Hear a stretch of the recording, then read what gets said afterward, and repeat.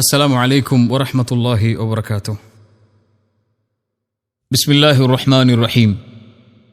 என் வாழ்வின் இரண்டாவது முறை மார்க்க பணியின் தொடர்புக்காக இல்லாமல் மனவழிகளோடு நடக்கின்ற குழப்பங்களை மனதில் கொண்டு என்னை சுற்றியிருக்கின்ற விமர்சனங்களுக்கு பொதுவழியில் நான் பதில் கூற கடமை இருப்பதை உணர்ந்து இந்த பதிவை இறைவனை சாட்சியாக கொண்டு வெளியிடுகின்றேன். இறை பயத்தை மனதில் கொண்டு பொறுப்புகளோடும் நிதானத்தோடும் பொறுமையோடும் நடக்கின்ற அனைத்தையும் கையாள என் மார்க்கம் காட்டியிருக்கும் வழிகாட்டுதலை எண்ணியவனாக ஆரம்பம் செய்கின்றேன். எல்லாவற்றுக்கும் முன்னதாக நான் ஒரு சாதாரண மனிதன். எப்படி இறை சோதனைகள் எல்லா மனிதர்களுக்கும் பொதுவானதோ அது போன்று சோதனையிலிருந்து நானும் விதிவிலக்கானவன் இல்லை. ஆம், என் இறைவனால் நான் சோதிக்கப்படுகின்றேன். அதுவும் மனித சதிகளைக் கொண்டும் நட்பின் துரோகங்களைக் கொண்டும் அவதூறுகளைக் கொண்டும் அவமானங்களைக் கொண்டும் மிரட்டல் எச்சரிக்கைகளைக் கொண்டும் இன்னும் பலவாறாக நான் என் இறைவனால் சோதிக்கப்பட்டு கொண்டிருக்கின்றேன். இந்த அனைத்து சோதனைகளும் என் இறைவன் புறத்திலிருந்துதான் வருகின்றது என்ற ஆழமான நம்பிக்கையை மனதில் கொண்டு எல்லா சோதனைகளிலிருந்தும் நேர்மையோடும் நீதியோடும் பொறுமையோடும் இறை பயத்தோடும் அதை கடக்க ஒவ்வொரு நாளின் விடிகளை எதிர்பார்த்தவனாகத்தான் என் நாட்களை நகர்த்தி கொண்டிருக்கின்றேன். நான் இங்கு உரை நிகர்த்த வரவில்லை. நடக்கின்ற குழப்பங்களுக்கு 3 கேள்விகளாக என் தரப்பிலிருந்து பிரித்து கேள்விகளையும் பதில்களையும் முன்வைக்கின்றேன். அழைப்பு பணியில் என் மேல் வைக்கப்படும் விமர்சனங்களுக்கும் அவதூறுகளுக்கும் எனது பதில்கள் இது. என் மார்க்கத்தின் அழைப்பு பணி 2014ஆம் ஆண்டு முதல் இன்று வரை இறைவன் எனக்கு கொடுத்த மார்க்கத்தின் கல்வியை நான் என்னை மாற்றிக்கொள்ள, மறுமையின் விதைகளை நான் அறுவடை செய்ய இறைவனுக்காக மட்டும் நான் அமைத்து கொண்ட பாதை இது. அழைப்பு பணி இடமல்லாது பொதுவெளியில் எதை கொண்டும் நான் மக்களுக்கு முன்னால் வந்ததில்லை. மார்க்க நிகழ்ச்சிகளுக்காக இல்லாமல் வேறெங்கிலும் நான் பொதுவெளியில் கலந்து கொண்டதும் இல்லை. இதுவரை நான் ஏதாவது ஒரு தனிப்பட்ட இயக்கத்திற்காக, கொடிக்காக, தனிப்பட்ட கொள்கைகளுக்காக இந்த அழைப்பு பணியில் செயல்பட்டிருக்கின்றேனா? ஏதாவது பொருளாதார உதவிக்காக, பணத்தை தர்மத்தை வசூல் செய்வதற்காக ஏதாவது மேடையில் ஏறி அழைப்பு கொடுத்திருக்கின்றேனா? ஏதாவது நிகழ்ச்சிக்கு சென்று பணம் கேட்டு, பொருளாதார உதவி கேட்டு நிகழ்ச்சி ஏற்பாட்டாளர்களிடம் முறையிட்டிருக்கின்றேனா?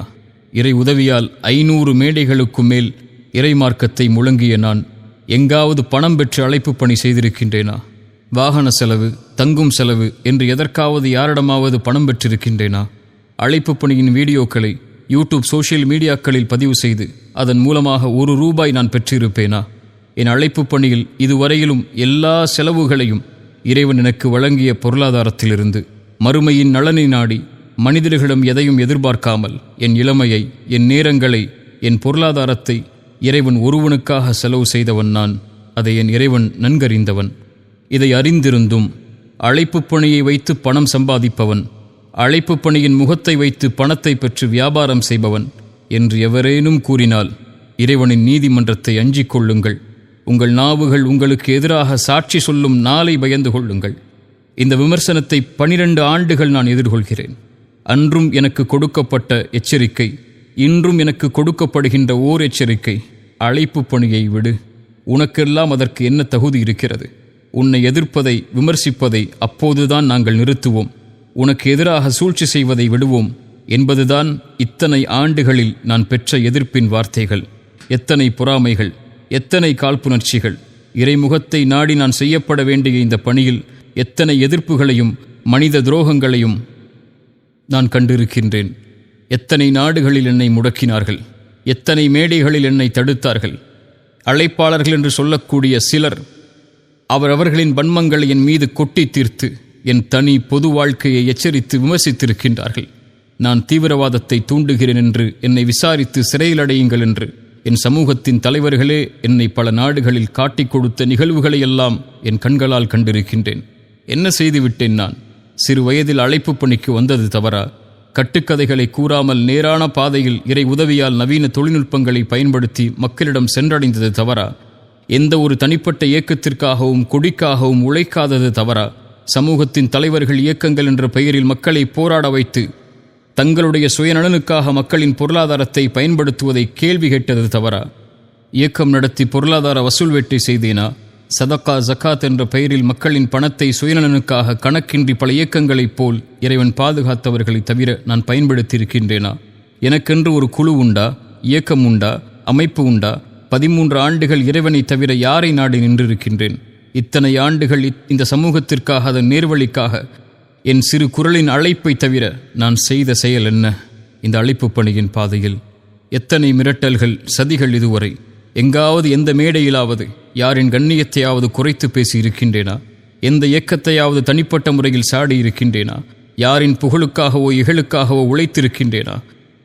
எங்காவது மார்க்க மேடைகளை என் சுயநலனுக்காக பயன்படுத்தியிருக்கின்றேனா? இப்படி இறைவனுக்காக, இறைவனுடைய முகத்தை நாடி செயல்பட்ட எனக்கு ஏன் இத்தனை விமர்சனங்கள் இந்த அழைப்பு பணியில் மட்டும்? இது என் இறைவனால் வழங்கப்பட்ட பாதை. இதில் மிரட்டல், அவதூறுகள், எச்சரிக்கைகள் எதை கொண்டும் என்னை தடுத்து விடலாம் என்று யாராவது நினைத்தால், என் இறைவன் என்னோடு இருக்கும் வரை, என் உயிர் என்னோடு இருக்கும் வரை அது நடக்காது. எவரும் என்னை தடுத்து விடவும் முடியாது.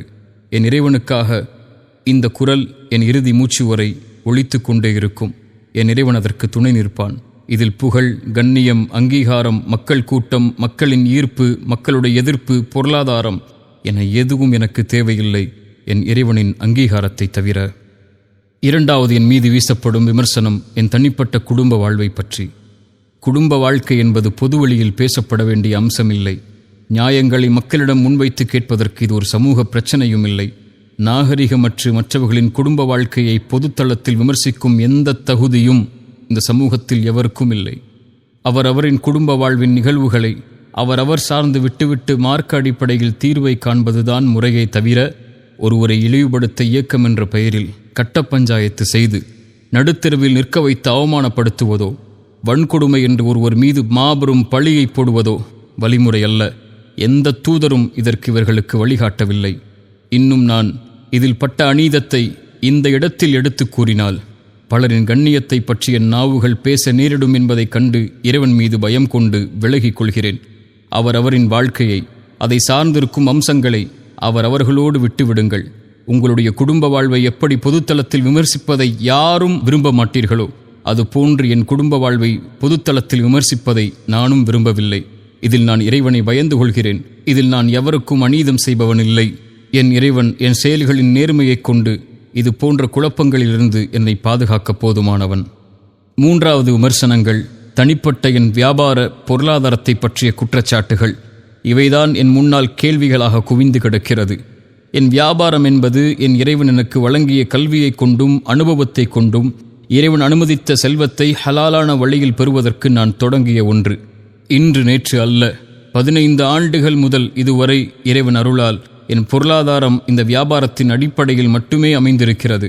இதற்கு என் இரு உதவிக்கு பிறகு 10 ஆண்டுகள் பல நாடுகளில் நான் உழைத்த நிறுவனங்களும், என் MBA மேல் படிப்பும், என் இறைமார்க்கத்தின் வியாபார வழிகாட்டலும் இதுவரை எனக்கு உதவி செய்து கொண்டிருக்கிறது. நான் வியாபாரத்தின் மூலமாக மட்டுமே என் பொருளாதாரத்தை தேடுபவன். அழைப்பு பணியை முன்வைத்து அல்ல. அழைப்பு பணி என் நோக்கம், அது என் தொழில் அல்ல. வியாபாரமே என் தொழில். ஆனால் ஒரு அழைப்பாளன் எப்படி பணம் சம்பாதிக்க முடியும்?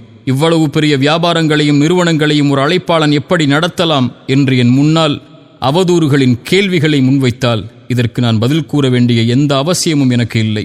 நான் செய்யும் வியாபாரத்தின் நோக்கமே சுய ஒழுக்கத்தோடு வியாபாரம் செய்து செல்வத்தை ஹலாலான வழியில் சம்பாதித்து என் அழைப்பு பணியில் நான் சுதந்திரமாக இறைமுகத்தை நாடி செயல்பட வேண்டும் என்ற நோக்கத்தை தவிர வேறெதுவும் இல்லை என்பதை என் இறைவன் நன்கறிந்தவன். 15 ஆண்டுகளில் எத்தனையோ ஏற்றிறக்கங்களை இந்த வியாபாரத்தில் கண்ட நான், நஷ்டலாபங்களை கண்ட நான், இன்று வரை அந்த வியாபாரத்தை பேணி பாதுகாத்து நடத்தி வந்த போதிலும் இத்தனை ஆண்டுகள் இல்லாமல் என் தனிமனித பொருளாதார வாழ்க்கையின் அம்சங்கள் இன்று ஏன் பொது வழியில் விமர்சிக்கப்படுகிறது? அழைப்பு பணியில் இருப்பவன் வியாபாரம் செய்வதாலா, அல்லது அழைப்பு பணியில் இருப்பவன் சுய பொருளாதாரத்தோடு வாழக்கூடாது என்பதாலா, ஏழ்மையிலேயே ஒரு அழைப்பாளன் வாழ வேண்டும் என்ற எண்ணம் இந்த சமூகத்தில் வேரூன்றி நிற்பதாலா? எதனால்? இதற்கெல்லாம் பதில்கள் எங்கே இருக்கிறது? ஒருவன் வியாபாரத்தில் உயர்ந்து விட்டாலே இவன் ஹவாலா பணத்தை கொண்டு உழைப்பவன், 3ஆம் தர வியாபாரம் செய்பவன், அவரின் பினாமி, இவரின் பினாமி, அவரின் காசு, இவரால் முன்வந்தவன் என்ற கதைகளை ஏன் எடுத்துரைக்கிறீர்கள்?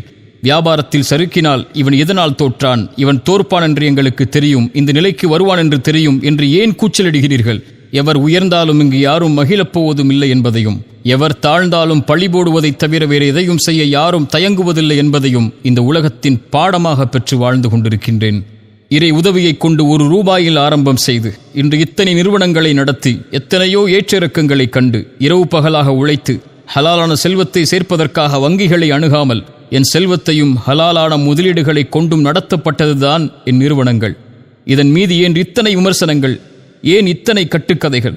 ஒருவரின் தனிப்பட்ட வியாபார முறையை அறியாமல், பொருளாதார அம்சங்களை அறியாமல், கொடுக்கல் வாங்கலின் தன்மைகளை அறியாமல் எப்படி நாவு கூசாமல் ஒருவரை இவ்வளவு கேவலமாக விமர்சிக்க முடியும்?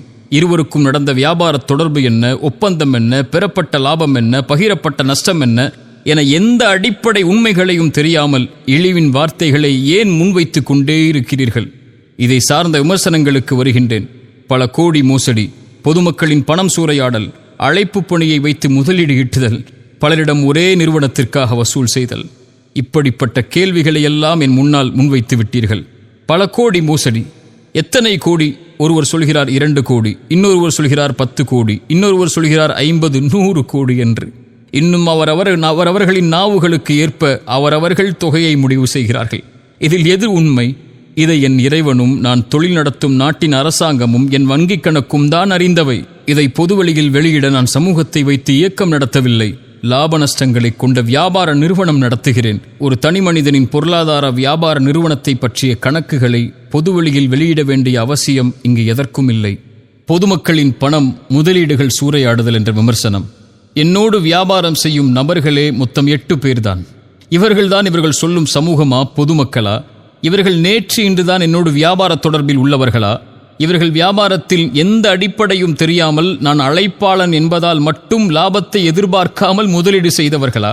இவர்களுக்கும் எனக்கும் உள்ள தொடர்பு, கொடுக்கல் வாங்கல் சமூகத்தின் மத்தியில்தான் முடிவு செய்யப்பட்டதா? சில நபர்களுக்கும் ஒரு நிறுவனத்திற்கும் நடக்கும் கொடுக்கல் வாங்கல், லாப நஷ்ட பகிர்வு ஏன் சமூகத்தின் மத்தியில் பொதுவெளியில் விமர்சிக்கப்படுகிறது? சமூகத்தில் உள்ள எல்லா வியாபாரிகளின் வியாபார தொடர்பும், கொடுக்கல் வாங்கலும் இப்படித்தான் பொதுவெளியில் விமர்சிக்கப்படுமா? யாராவது இதை ஏற்றுக்கொள்வார்களா? ஒரு அழைப்பாளன் பொதுவெளியில் இருக்கிறான் என்பதற்காக அவனுடைய தனிப்பட்ட பொருளாதார கணக்குகள் பொதுவெளியில் பகிரப்பட வேண்டும் என்பதுதான் நீதியா? என் நிறுவனத்தில் வேலை பார்த்த ஒருவர் வேலையை விட்டு அவரின் தவறால் நீக்கிய காரணத்தால் வெறுப்புணர்ச்சியோடு சதித்திட்டம் செய்து என்னோடு கருத்து வேறுபாடு கொண்டுள்ள எல்லா எதிரிகளையும் ஒன்றிணைத்து என் நிறுவனத்தின் தனிப்பட்ட அமானிதங்களை பலரிடம் பகிர்ந்து கொண்டு என்னோடு தொழில் செய்யும் எல்லோரையும் குழப்பி ஒரு மனிதனுடைய 15 ஆண்டுகளுடைய உழைப்பை தரைமட்டமாக்கிய இந்த சூழ்ச்சியை நான் பொதுவெளியில் பகிர்ந்தால் என்ன ஆகும்? இவர்களின் இந்த குரல் எல்லாம். இந்த சூழ்ச்சியில் அழிந்தவனும் கேள்விக்குள்ளாக்கப்பட்டவனும் நானாகவே எரிந்துவிட்டு போகின்றேன்.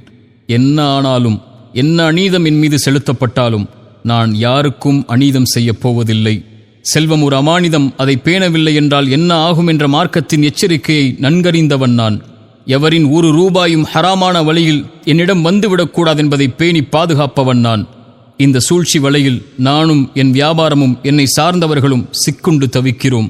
இருந்தாலும் அமானிதங்களை இறை பயத்தோடு கையாள வேண்டுமென்ற இறை பயத்தை மேலும் என் உள்ளத்தில் நான் பதிய வைக்கிறேன். இந்த நேரத்தில் இதன் வியாபாரத்தின் தோல்வி அல்ல, ஒரு சதியால் நான் சந்திக்கும் வீழ்ச்சி.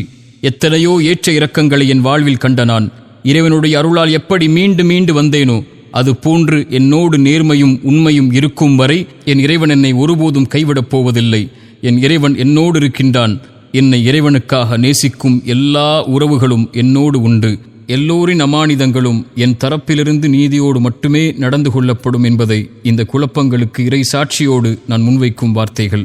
கடைசியாக, ஒட்டுமொத்த சமூகத்தையும் கலக்கத்திலே ஆட்படுத்தி சந்தேகங்களை கிளப்பிய UTJ என்ற அமைப்பால் வெளியிடப்பட்ட அந்த ஒரு வீடியோ, அந்த வீடியோவின் காட்சிகளை வைத்து அதை நியாயப்படுத்தியும் எதிர்த்தும் கேள்விகளை முன்வைத்தும் எல்லா நாவுகளும் சமூகத்திலே பேசி தீர்ந்துவிட்டது இறைவனால் பாதுகாக்கப்பட்டவர்களை தவிர. என் தரப்பின் கேள்விகளையும் நியாயங்களையும் என் அவமானங்களையும் இதுவரை என் இறைவனிடத்தில் மட்டுமே முறையிட்டு வந்த நான் என் பொறுப்பை உணர்ந்து நடந்தவற்றை இறை சாட்சிகளோடு பட்டியலிடுகின்றேன். கடந்த ஆகஸ்ட் 8ஆம் தேதி நான் திருச்சிக்கு நண்பராக கருதிய ஒருவருக்கு நான் செய்த பண உதவியை திருப்பி பெறுவதற்காக வந்த நேரத்தில் அந்த நண்பனையே எனக்கு துரோகியாக மாற்றி அவரோடு சேர்ந்து சதி செய்து என்னை கடத்தியது யார்? 4 வாகனங்களை கொண்டு என் வாகனத்தை தடுத்து நிறுத்தி ஓட்டுநரை அடித்து காருக்குள் ரவுடிகளைப் போல் ஏறி என் மொபைலை என்னிடமிருந்து பறித்து ஒரு கட்டுமான பணி நடக்கும் இடத்திற்கு என்னை வலுக்கட்டாயமாக கடத்திச் சென்றது யார்? மார்க்க ஜமாஅத் என்று சொல்லும் நீங்கள் என்னை பாதிக்கப்பட்டவர்களுக்கு நீதி பெற அழைத்துச் செல்கிறோம் என்று அழைத்துச் சென்ற இடம் பள்ளிவாசலா, அல்லது உங்கள் ஜமாஅத்தின் தலைமையகமா, அல்லது கட்ட பஞ்சாயத்து செய்யும் முழுமை பெறாத கட்டிடப்பணி நடக்கும் ஒரு வீடா? இதுதான் நீதியை பெற்றுத்தரும் உங்களுடைய இடமா? என்னை ஒரு அறையில் அடைத்து ஜமாஅத் என்ற பெயரில் 10 சிறுவர்களையும் வாலிபர்களையும் பயன்படுத்தி கட்டுமான ஆயுதங்களையும் கத்திகளையும் கொண்டு இந்த இடத்திலிருந்து நகர்ந்தால் உன் உயிருக்கே உத்தரவாதம் இல்லை என்று மிரட்டி என் மொபைலை, என் உடைமைகளை பறித்தது யார்? நான் கடத்தப்பட்டதின் மனைவிக்கு தகவல் தெரிந்ததும் காவல்துறைக்கு அவர்கள் அறிவித்து விட்டார்கள் என்பதை அறிந்தவுடன் பயந்து வந்து UNTJவின் தலைவர் ரஃபி அவர்களே, என் முன்னால் வந்து என்ன சொன்னீர்கள்? லீகலா போறியோ, காவல்துறைக்கே தகவல் கொடுத்துட்டியோ? நாங்க எவ்வளவு பெரிய ஜமாஅத் தெரியுமா இந்த ஊர்ல? காவல்துறை எங்களுக்கு வந்தால் சல்யூட் அடிக்கும். அவங்க வர்றதுக்குள்ள உன் கதியை என்ன ஆக்குறோன்னு பார் என்ன மிரட்டி என்னை தாக்குதலுக்கு உள்ளாக்கியது யார்? கட்ட பஞ்சாயத்து செய்ய உங்களின் நபர்கள் நீங்கள் கடத்தி சென்ற இடத்திற்கு வருகை தருவதற்கு முன்னால் காவல்துறைக்கு நீங்கள் கடத்திய சம்பவம் தெரிந்துவிட்டது, மாட்டி விடுவோம் என்ற பயத்தில் என் முன்னதாகவே வந்து தானாகவே 100க்கு கால் செய்வதைப் போல் கால் செய்து, இங்கு பிரச்சனை நடக்கிறது, இவரை அழைத்துச் சென்று விடுங்கள், நாங்கள் பாதுகாத்து இந்த பிரச்சனையிலிருந்து ஒப்படைக்கிறோம் என்று ஒரு நாடகத்தை அரங்கேற்றினீர்களே, மறந்து விட்டீர்களா? 100க்கு தகவல் தெரிவித்ததால் ஒரு போலீஸ் வந்தவுடன் நீங்கள் நடத்திய நாடகத்தை தான் அந்த வீடியோவில் இந்த உலகம் பார்த்தது. அதற்கு முன்னால் நீங்கள் நடத்திய தாக்குதலை, தடுத்த அடிப்படை உரிமைகளை, மிரட்டிய இரையச்சமற்ற வார்த்தைகளை வீடியோ எடுத்தீர்களே, அதையும் வெளியிட்டிருக்கலாமே. கட்ட பஞ்சாயத்து செய்யும் உங்களுடைய காட்சிகள் வெளிவந்துவிடும் என்ற பயமா? இவர் எனக்கு 12 ஆண்டுகால நண்பர், UNTJவின் பேச்சாளர் என்று பொய் சொன்னீர்களே. இத்தனை வருடங்களில் ஒரு 5-10 நிமிடம் நீங்கள் என்னோடு உரையாடி இருப்பீர்களா? 1 அல்லது 2 முறை என்னை சந்தித்திருப்பீர்களா? இதுவரை உங்கள் அமைப்பு நடத்திய 2 நிகழ்ச்சிகளில் தான் நான் கலந்து கொண்டிருக்கிறேன். உங்கள் மக்கள் பலத்தை TNDJவிலிருந்து நீங்கள் வெளிவந்ததற்கு பிறகு வெறும் கூட்டத்தை நிரூபிப்பதற்காக என்னை பகடைக்காயாய் பயன்படுத்திய அந்த அநாகரிகத்தை உங்கள் தெரு ஊர்வாசிகளிடம் கேட்டு தெரிந்து கொள்வோமா? அந்த வீடியோவிலும் இன்று வரையிலும் இத்தனை அவதூறுகளையும், என் தரப்பின் நியாயங்கள் எதுவும் தெரியாமல் பேசிய அத்தனை நாவுகளின் வஞ்சகத்தையும் ஏன் பொறுமையோடு கையாண்டேன் தெரியுமா? ஒரு நாள் நீங்களே உங்களுக்கு எதிராக சாட்சி சொல்லக்கூடிய நாள் வரும்.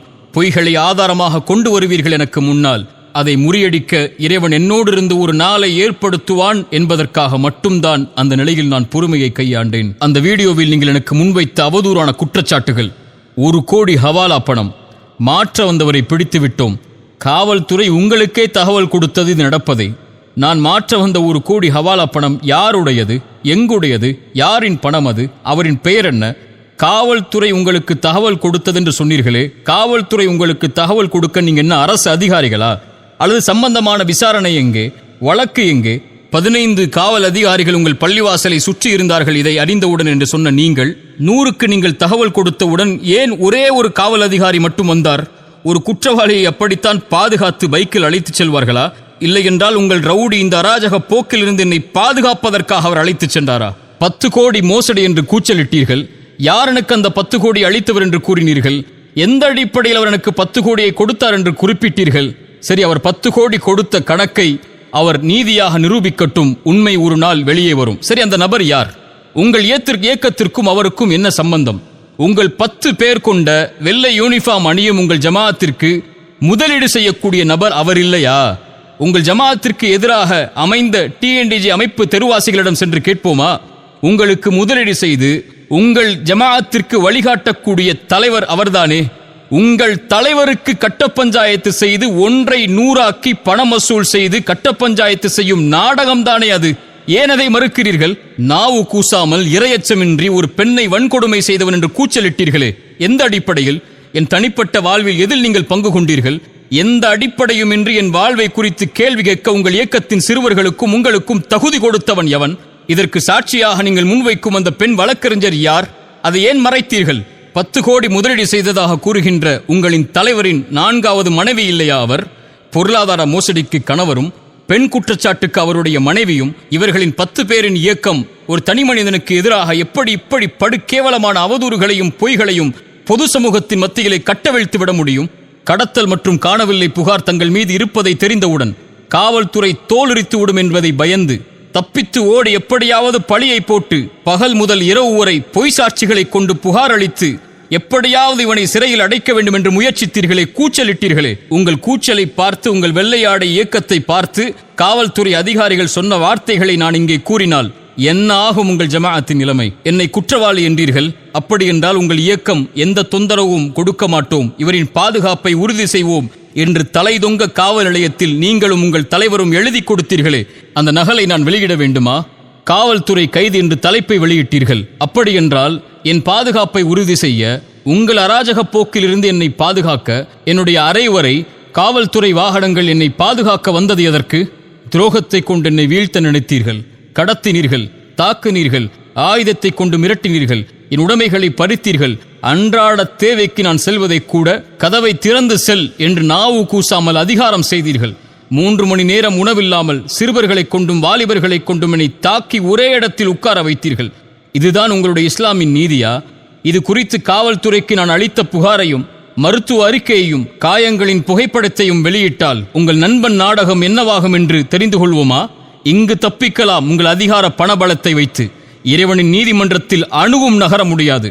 என் தரப்பின் நியாயம் வெளிவராது என்ற குருட்டு நம்பிக்கையில் என்னை பற்றி, என் வியாபாரத்தை பற்றி எந்த அறிவும் இல்லாமல் 1 மணி நேர வீடியோவை வெளியிட்டு அவரிடம் பணம், இவரிடம் பணம், இல்லாத ஸ்கூலுக்கு பணம், ஒரே நிறுவனத்தை வைத்து பல முதலீடு என்ற அடிப்படை ஆதாரமற்று இங்கு தேடினோம் அங்கு தேடினோம், தொடர்பு கொள்ள முடியவில்லை என்று பொய் கூறி உங்கள் ஜமாஅத்தின் முதலீட்டாளரையே வேற ஆள் போல் காட்டி, அவரின் 4வது மனைவியையே குடும்ப வழக்கறிஞராக காட்டி பொய்களை அரங்கேற்றி இருக்கிறீர்களே, இதற்குத்தான் இத்தனை நாட்கள் தேவைப்பட்டதா? அவரிடம் பணம், இவரிடம் பணம், இத்தனை முதலீடு என்று 1 வாரமாக என்ன செய்வதென்று தெரியாமல் என்னோடு தொடர்பில் இருந்த எல்லோருடைய பட்டியலையும் வாங்கி, பணம் திருப்பி கொடுக்கப்பட்டவர்களின் பட்டியலையும், லாபங்களை வாங்கிக் கொண்டு என்னை விட்டு சென்று விட்டவர்களின் பட்டியலையும், எந்த வியாபார அறிவும் இல்லாமல், உடன்படிக்கைகளை பார்க்காமல், 2 தரப்பின் நியாயங்களை பார்க்காமல் ஒருவர் மீது பொருளாதார பழிபோட ஏன் இவ்வளவு போராடுகிறீர்கள்? சரி, என்னை விமர்சித்தீர்கள். சரி, என்னிடத்திலே உங்களுக்கு 1000 முரண்பாடுகள் இருக்கலாம். இதற்கு எல்லளவும் தொடர்பு இல்லாத ஒரு முசல்மாவாகிய என்னுடைய அன்பிற்குரிய மனைவியை ஹலாலான முறையில் திருமணம் செய்து வாழும் ஒரு பெண்ணை நாவு கூசாமல், நாவுகள் பேச தயங்கும் நரம்பில்லாத வார்த்தைகளை வெட்க உணர்வில்லாமல் நடுத்தரவில் வைத்து ஒரு கண்ணியத்திற்குரிய ஒரு பெண்ணை பேச உங்களுக்கு தகுதி கொடுத்தவன் எவன்? உங்கள் குடும்ப பெண்களுக்கு, பிள்ளைகளுக்கு முன்னால் இதே வார்த்தையை பயன்படுத்துவீர்களா? இப்படித்தான் இறை தூதர் உங்களுக்கு வழிகளை கற்றுக் கொடுத்தார்களா? ஒரு முசல்மாவாகிய ஒரு பெண்ணின் கண்ணியத்தை இறக்குவதற்கு உங்களுக்கு எவர் தகுதி கொடுத்தது? என் வீட்டிற்கு ஆள் அனுப்பி என் தந்தை தாயை மிரட்டி ஒரு ஒப்பந்தத்தில் கையெடுத்திடும் வரை வீட்டை விட்டு வெளியேற மாட்டோம் என்று உங்களின் தலைவரின் 4வது மனைவியையும் அடியாட்களையும் வைத்து வற்புறுத்தி கையெழுத்து ஒன்றை வாங்கிச் சென்றீர்களே, மறந்து விட்டீர்களா? அதை மறைத்துவிட்டு பேசுகிறீர்களா? 5 மாதங்களாக என் நிறுவனத்தில் வேலை பார்த்து நாகரிக குறைவால் நீக்கப்பட்ட ஒரு பெண்ணை கையாளாக வைத்துக்கொண்டு மற்ற ஊழியர்களுக்கு பணம் கொடுத்து என் தம்பிகளாக, உறவுகளாக நான் என் சொந்தம் போல் வளர்த்தெடுத்த என் ஊழியர்களை முதுகில் நெஞ்சில் எனக்கே குத்த வைத்து, என் பத்திரங்களை, காசோலைகளை திருட வைத்து, என்னோடு வியாபாரம் செய்யும் எல்லா நபர்களையும் குழப்பி, ஒரு நிறுவனத்தை அல்லாமல் ஒரு தனி மனிதனின் வாழ்க்கையை அழிக்க துடிக்கும் உங்களுக்கு என் இறைவன் எதை கூலியாக கொடுப்பான் என்பதை பொறுத்திருந்து பாருங்கள். உங்களின் அரசியல் பணபலத்தை வைத்து எதையும் நிரூபித்து எனக்கு ஆதரவாக பேசும் எல்லோரையும் திருப்பும் முயற்சியில் கூட நீங்கள் வெற்றி பெற்று விடலாம். இறைவனிடத்தில் எப்படி தப்பிப்பீர்கள்? பொய் புகார்களை கொடுத்து, பொய்யான வழக்குகளை கொண்டு, அரசியல் பணம் விளையாட்டை வைத்துக் கொண்டு உங்கள் கடத்தல் தண்டனையை வேண்டுமானால் இந்த உலகத்திலிருந்து நீங்கள் தடுத்து விடலாம். இறைவனின் நீதிமன்றத்தில் எப்படி நீங்கள் தப்பிப்பீர்கள் என்பதை பயந்து கொள்ளுங்கள், பயந்து கொள்ளுங்கள். இது குறித்த அவதூறுகளில் 10, 50, 100 கோடி என்று எந்த கணக்குகளும் இல்லாமல், நாவின் நரம்பில்லாமல் ஒருவர் மீது பழி போடும் இந்த மிகப்பெரிய பழிச்சொல்லை பயந்து கொள்ளுங்கள், பயந்து கொள்ளுங்கள். ஒருவரின் கண்ணியத்தை அளிப்பதற்காக பெண் பொருளாதார குற்றச்சாட்டை கொடுத்தால் இறைவனால் கொடுக்கப்பட்ட கண்ணியத்தை உங்கள் கரத்தால் பறித்துவிட முடியும் என்ற இறை நம்பிக்கையின் அவாவை பயந்து கொள்ளுங்கள், பயந்து கொள்ளுங்கள். உங்கள் செல்வ ஆசைக்கு உங்கள் நஷ்டங்களை மறைக்க ஒருவரின் மானத்தை அடகு வைக்கும் இந்த முயற்சியை பயந்து கொள்ளுங்கள். இறுதியாக, நான் நேசிக்கும் என் சமூகத்திற்கு ஒரு செய்தியை கேள்விப்பட்டால் எந்த ஆராய்வும் செய்யாமல், இரு தரப்பின் எந்த நியாயங்களையும் அறியாமல், இரு தரப்பின் எந்த வாதங்கள் விவாதங்களையும் அறிந்து கொள்ளாமல் ஒரு தரப்பை நியாயப்படுத்தி இன்னொரு தரப்பை மரணிக்க செய்து விடாதீர்கள். இறைவன் அதைத்தான் நமக்கு அறிவுரையாக சொல்கிறான். எந்த ஒரு அறிவும் இல்லாமல் எந்த ஒன்றையும் வெளிப்படுத்தாதீர்கள் என்று. இறைத்தூதர் சொன்னார்கள், கேட்பதையெல்லாம் மக்களிடத்திலே பகிர்ந்து கொள்பவன் பொய்யன் என்று. இறை நம்பிக்கை கொண்ட ஒரு அடியாருடைய பண்பை இறைமறை சொல்லுகிறது. ஒரு இறை நம்பிக்கையாளனை பற்றி அவதூறோ தவறான செய்தியோ வந்தால் அவர் அதை செய்திருக்க மாட்டார், அது மிகப்பெரிய அவதூறாகத்தான் இருக்கும் என்று தங்களின் மீது நல்லெண்ணம் கொள்வார்கள் என்று இறைமறை சொல்கிறது. தன் சகோதரன் மீது நல்லெண்ணம் கொள்வதை தன் மீது நல்லெண்ணம் கொள்ளக்கூடிய காட்சியாக இறைமறை நமக்கு அறிமுகப்படுத்துகிறது. யாரை பற்றியும் பேசாதீர்கள், யாருடைய கண்ணியத்தை பற்றியும் பேசுவதற்கு நமக்கு தகுதி இல்லை. யாரையும் அவமானப்படுத்துவதற்கோ யாரையும் குறை காண்பதற்கோ யாருக்கும் தீர்ப்பளிப்பதற்கோ நாம் உரிமையாளர்கள் அல்ல. எத்தனையோ தீர்ப்புகள் எனக்கு எதிராக அளிக்கப்பட்டு விட்டது. எத்தனையோ என் கண்ணியத்தை இழிகுலைக்கக்கூடிய செயல்களை பலர் இந்த சமூகத்திலே செய்து விட்டார்கள். இறைவனிடத்தில் இவை எல்லாவற்றையும் ஒப்படைக்கிறேன். என் தோழர்களாகிய என்னை நேசிக்கக்கூடிய இறைவனுக்காக என்னோடு இருக்கக்கூடிய சகோதரர்களுக்கு நான் சொல்லக்கூடிய வார்த்தை ஒன்றுதான், எவரை பற்றியும் பேசாதீர்கள், யாருடைய குறைகளையும் வெளிப்படுத்தாதீர்கள். தன் குறைகளை மட்டுமே கண்டதை சீர்படுத்திக் கொள்ளுங்கள். ஒவ்வொருவரும் மனிதர்கள்தான், ஒவ்வொருவரும் தவறு செய்யக்கூடியவர்கள்தான். தவறுகளில் இருந்து தன்னை திருத்தி மீட்டெடுத்துக் கொள்பவர்கள்தான் இறைவனிடத்தில் மேலானவர்கள். அப்படிப்பட்ட சமூகமாகத்தான் நாம் நம்மை வளர்த்திருக்க வேண்டுமே தவிர குறையுடையவர்களையும் தவறு செய்பவர்களையும் விமர்சனத்திற்கு உள்ளாக்கப்பட்டவர்களையும் தீர்ப்பு கொடுத்து அழிப்பது இறை நம்பிக்கையாளனின் குணமல்ல. இறைவன் அதிலிருந்து எம்மை பாதுகாக்கட்டும். இறைவனிடத்தில் பிரார்த்தனை செய்கிறேன், யாரெல்லாம் இந்த அவதூறுகளில் இருந்து விலகியிருந்தார்களோ அவர்களுக்கு இறைவன் கண்ணியத்தை தரட்டும். யாரெல்லாம் அறியாமல் இந்த அவதூறுகளில் சிக்கி தவித்தார்களோ அவர்கள் எல்லோருடைய பாவங்களையும் இறைவன் மன்னிக்கட்டும். கடைசியாக என் போல் சோதிக்கப்படுகின்ற எல்லோர்களுக்கும் நான் சொல்லக்கூடிய வார்த்தை, லா தஹஃப் லா தஹ்சன், கவலை கொள்ளாதீர்கள், பயம் கொள்ளாதீர்கள். எதுவாயினும் இறைவன் நம்மோடு தான் இருக்கின்றான். இதை தவிர இந்த விமர்சனங்களுக்கு நான் எதையும் கூறப்போவதும் இல்லை. இந்த விமர்சனங்களுக்காக எந்த ஒரு வீடியோவையோ ஆடியோவையோ இனிமேல் வெளியிடப் போவதும் இல்லை. யார் தூற்றினாலும் அதை குறித்து கவலை இல்லை, யார் போற்றினாலும் அதை குறித்தும் கவலை இல்லை. எவரின் அங்கீகாரத்தை கொண்டும் இந்த சமூகத்திற்காக நான் உழைக்கவில்லை, என் இறைவனின் அங்கீகாரத்தை தவிர. இறைத்தூதரின் வார்த்தையை எனக்கே முன்வைக்கிறேன். இறைவா, இந்த ஒட்டுமொத்த சமூகமும் என்னை புறக்கணித்தாலும் நீ என்னோடு இருக்கும் வரை எதை குறித்தும் எனக்கு கவலை இல்லை. மேலும் அபூதர்தாவின் வார்த்தைகளை இந்த சமயத்திலே கூறிக்கொள்கிறேன். ஒருவேளை என் மானத்தை உங்களுக்கு முன்னால் கடன் கொடுக்கிறேன். வறுமையின் நாள் வரும், பேசுங்கள், எதை வேண்டுமானாலும் அது நன்மைகளாக திருப்பி வரும் என்ற நம்பிக்கையில் நான் பயணிக்கிறேன். இதை தவிர எந்த ஒரு ஆடியோவோ வீடியோவோ என் சார்பாக இந்த குழப்பங்களுக்கு வெளியிடப்படவில்லை. வெளியிடப்பட்டதாக சொல்லப்படுகின்ற எத்தனையோ ஆடியோக்கள் இதற்கு முன்னதாக பேசப்பட்டவை. இறைவன் எல்லாவற்றையும் நன்கறிந்தவன். எல்லா பிழைகளையும் இறைவன் மன்னிக்கப் போதுமானவன். எல்லா குறைகளையும் மறைக்கப் போதுமானவன். எல்லோர்களுக்கும் இறைவன் நேர்வழி காட்டி எல்லோர்களுடைய செயல்களையும் இறைவன் அங்கீகரிக்கட்டும். அஸ்ஸலாமு அலைக்கும் வரஹ்மத்துல்லாஹி வபரகாத்துஹு.